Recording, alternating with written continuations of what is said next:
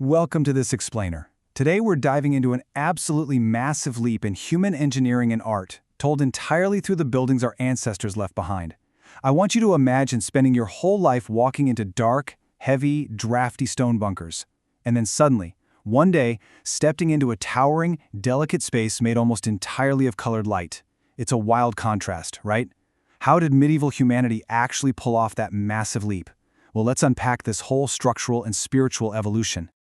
Okay, let's dive into this and map out our architectural blueprint really quick.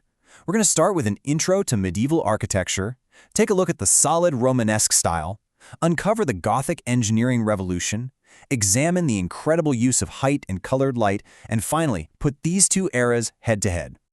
Section 1. Introduction to Medieval Architecture. Building in a Time of Feudalism.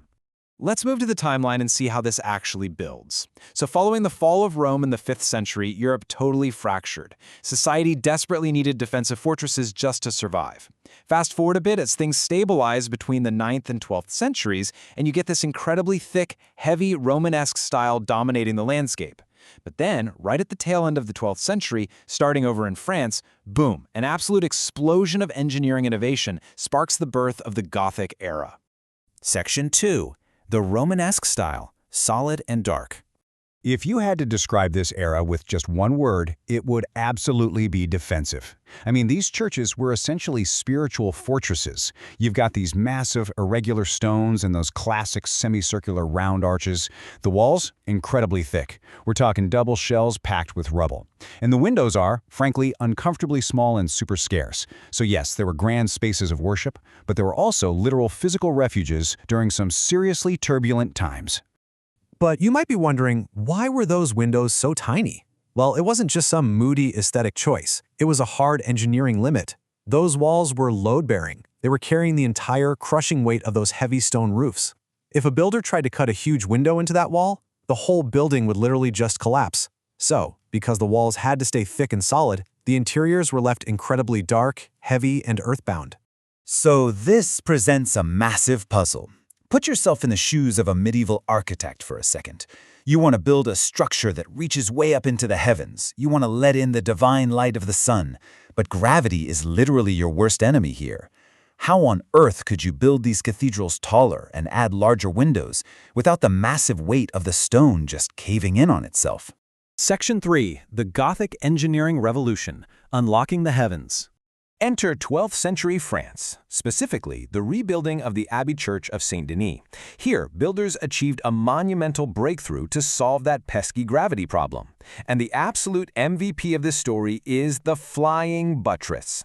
By definition, it's an external arched support. Instead of the roof's massive weight pushing straight down and blowing out the walls, the flying buttress intercepts that weight. It literally shifts it outward and carries it down into a massive, solid stone pier outside the building. It completely freed the walls from their heavy burden. But, the flying buttress didn't work all on its own. It was actually part of this crucial engineering trifecta. First, you have the pointed arch, which channels the weight downwards at a much steeper, way more efficient angle than the old round arches. Second, the ribbed vault, which creates a lightweight stone skeleton for the ceiling instead of a heavy, solid tunnel. And third, our hero, the flying buttress, catching all that outward thrust. Together, these three elements created a brilliant, freestanding stone skeleton. And this brilliantly illustrates the whole concept in action, right here at Notre Dame in Paris. Just look at those incredible stone arms reaching out from the upper walls, plunging down into the massive piers on the ground. These flying buttresses are literally cradling the building. They're pushing back against the lateral thrust of that heavy vaulted ceiling.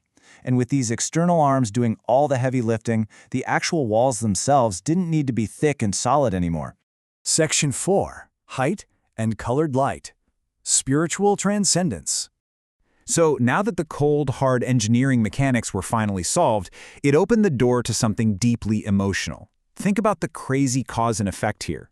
Because the flying buttresses shifted the roof's weight outward, the walls were basically off the hook structurally. Those heavy stone walls could be opened right up, hollowed out, and entirely replaced with towering, fragile sheets of glass. So the crucial point is that Gothic architecture is completely defined by light and freedom. Builders pushed for extreme vertical height, literally sweeping your eyes upward toward the heavens, and they filled those massive voids in the walls with enormous stained glass windows, turning regular sunlight into this mystical, colorful glow. Just imagine being a medieval peasant used to a dark wooden hut, walking into a towering cathedral filled with ruby and sapphire light. That was designed to be heaven on earth, a brilliant, towering visual storybook for a population that mostly couldn't read. Section 5. Romanesque versus Gothic, the ultimate architectural showdown.